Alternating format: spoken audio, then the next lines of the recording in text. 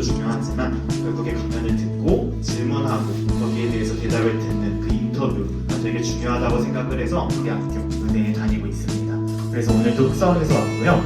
사실은 의대라고 하면 제 친구들을 보면, 의대 친구들을 보면 이미 학군지에서 그리고 특목고, 과학고, 자사고 그런 친구들도 많지만 저 같은 경우는 전라남도 목포라는 되게 작은 도시, 인구수가 20만 명 있는 작은 도시에서 지방 일반 중학교, 고등학교를 거쳐서 의대에 온 만큼 좀 더 현실적이고 구체적인 조언을 드리고 있고요. 이제 한번 읽어볼까요? 그 다음에 두 번째, 일단 마지막 다섯 번째,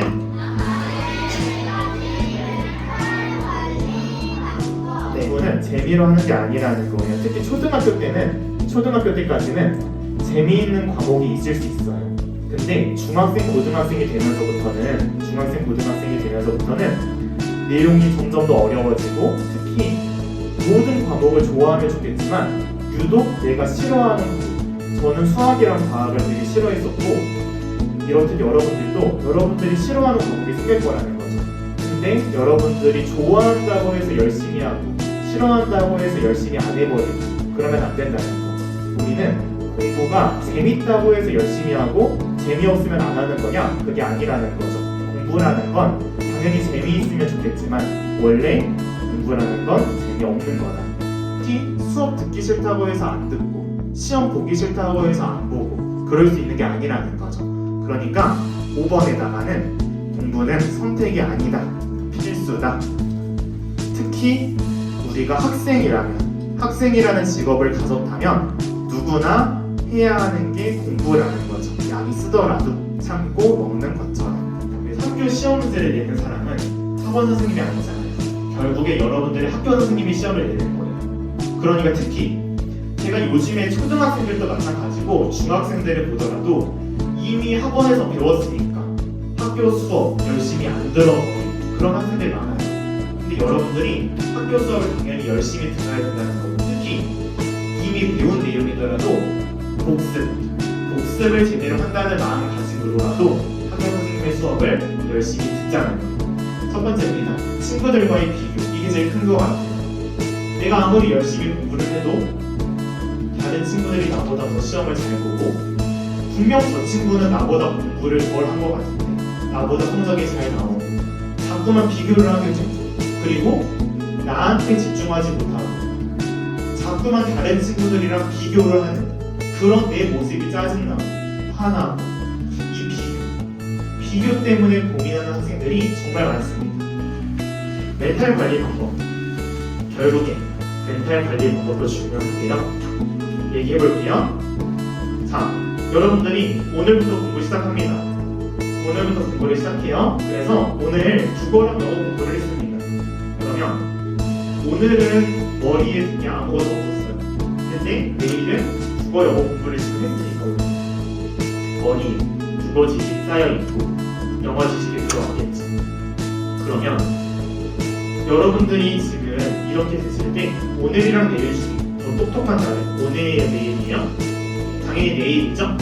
그리고 넘어가서 그 다음에 내일이랑 모레 중에서는 어디가 더 똑똑한 거예요? 모레죠. 그럼 여러분들이 이런 식으로 쭉 간다고 했을 때 시험 당일까지, 오늘부터 시험 당일까지 열심히 쭉 공부를 한다고 하면 여러분들이 가장 똑똑한 순간은 언제가 되는 거예요?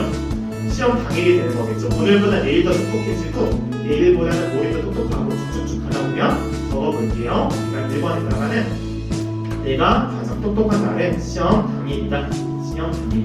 다시 말하면 오늘이 내가 가장 똑똑하지 않은 날이다.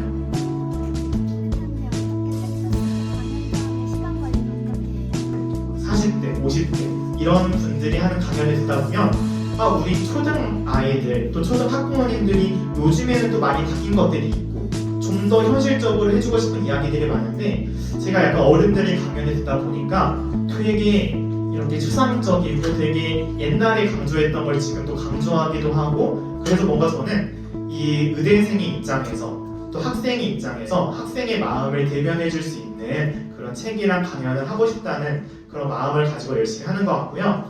이제 시간 관리를 어떻게 잘하냐면, 좋은 질문이에요. 시간 관리를 어떻게 잘하냐면, 대학교에 와서 갑자기 시간 관리를 잘하게 된 게 아니라 초등학교, 중학교, 고등학교 때 쌓아왔던 습관들, 그 습관들이 제가 어른이 돼서도 평생 가는 것 같아요.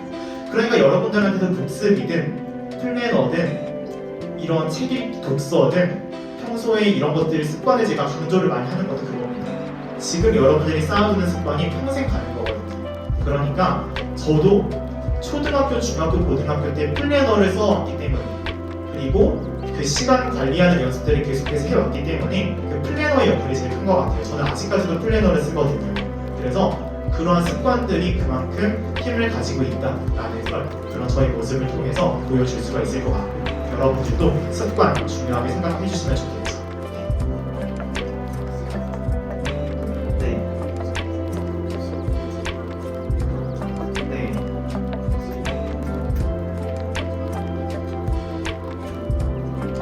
내가 공부할 수 있는 공부 장소를, 그러니까 집중이 잘 되는 공부 장소를 최소한 두세 개는 정해두고 바꿔가면서 공부를 하라는 조언을 많이 하거든요.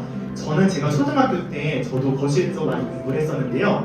딱 중학생, 그러니까 초6 정도가 되니까 이제 약간 거실이 질리는 거예요.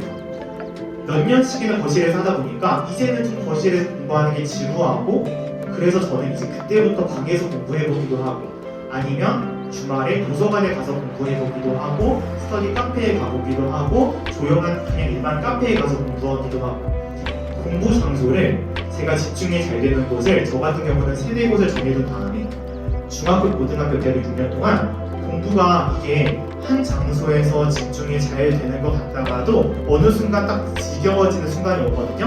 그때는 바로 공부 장소를 바꿔가면서, 그러니까 토요일 주말에도 공부를 하루 종일 해야 된다고 하면 오전은 집에서 점심 먹고 오후 동안에는 도서관에 가서 다시 밤에는 거실에서, 이런 식으로 하다 보니까 덜 지루하게 할 수 있었던 것 같아요. 그래서 저 같은 경우는 거실이 더 집중이 잘 되지만 앞으로는 거실도 활용하고 또 활용하고 도서관에 가서도 해보고 공부 장소를 많이 만들어두는 게 좋겠습니다. 여러분들도 마찬가지예요. 이 주니어 생글생글 기자단 활동을 하면서 누가 읽을 건지, 결국에 여러분들이 비슷한 또래 친구들이 읽는 거니까 막 어렵게 쓰려거나 그런 것보다 솔직하고 구체적으로도 쓰고 이런 것들이 더 중요하겠죠? 그런 것들이 저에게 도움이 됐던 것 같습니다.